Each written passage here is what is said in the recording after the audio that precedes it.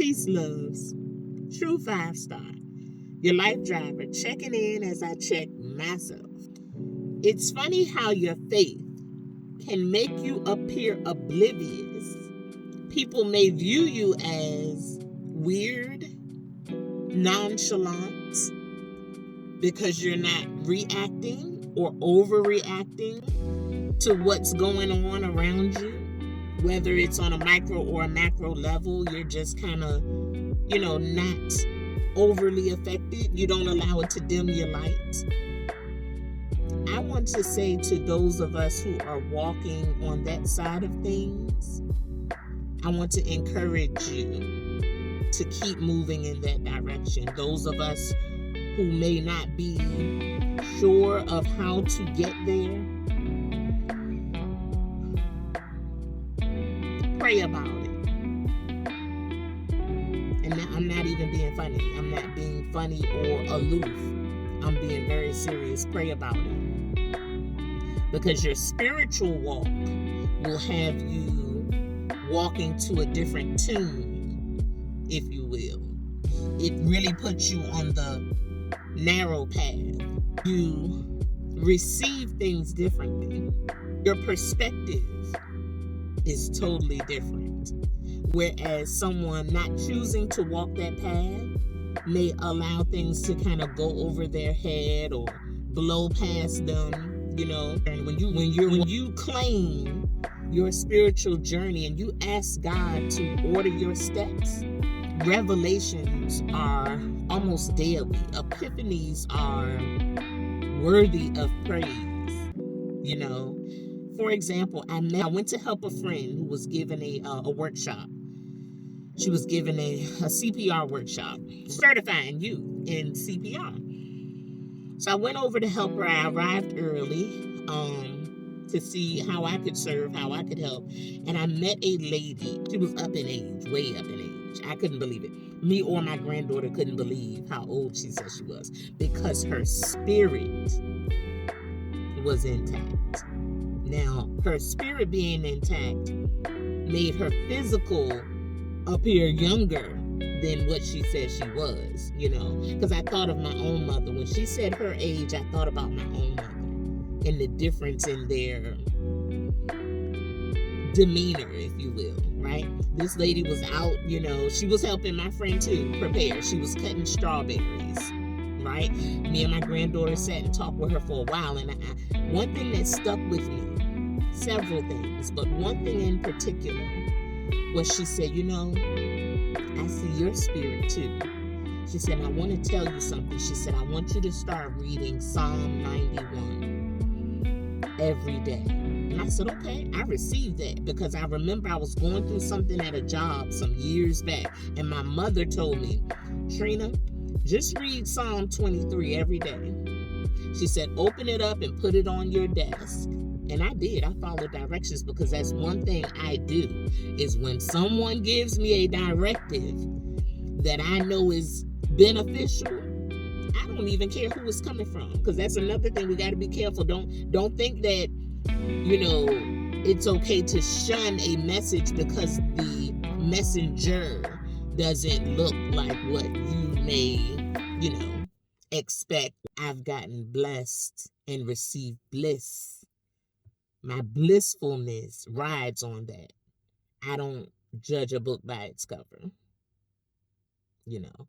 And this lady said to me, read Psalm 91 daily, And I started immediately. And there's a particular part of that psalm where it talks about God commanding his angels to cover you and to guard you in all your ways. Every time I get to that part of the psalm, I just am so thankful. I want to listen. When you get a chance, check it out. The whole psalm is worthy, And I changed the verbiage to receive it.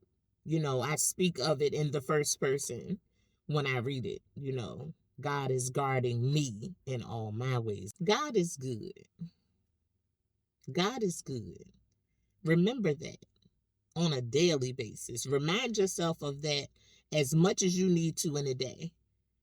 Because I'm at a place right now where, I'm on a spiritual journey.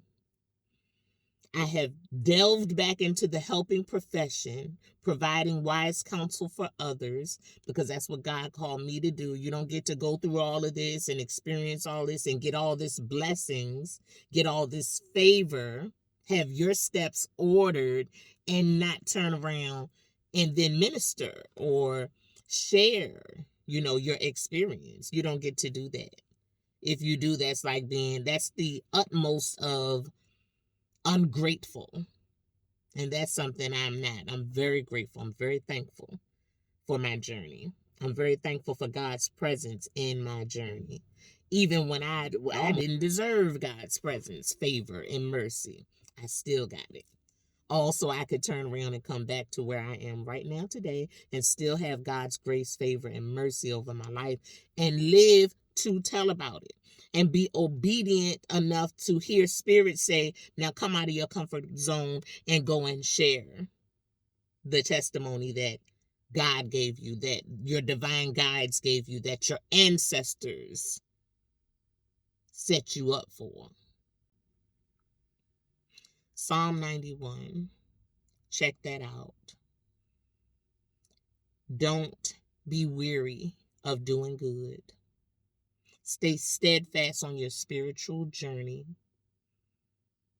And if you seem oblivious, like you're oblivious to what's going on to people, they may not be tapped in to the degree that you are spiritually. We know that in order to not just stay sane, but stay rooted and grounded in your spirituality, you have to keep your eyes on God. Not on the situations and circumstances, but on the God who has kept you thus far. If not, you can get tossed about in this thing called life. This storm gonna toss you about. And I'm not pretending that it's not storming. We're in a storm. Let's be clear. There are storms going on. Let's be clear. But when you keep your eyes on God in the midst of, you can appear oblivious, nonchalant, almost ignorant to some. But we know that's not the case, right? It's the exact opposite of ignorance. It's the extreme opposite of ignorance. It's spiritual wisdom, to be exact. True 5-star, your life driver checking out.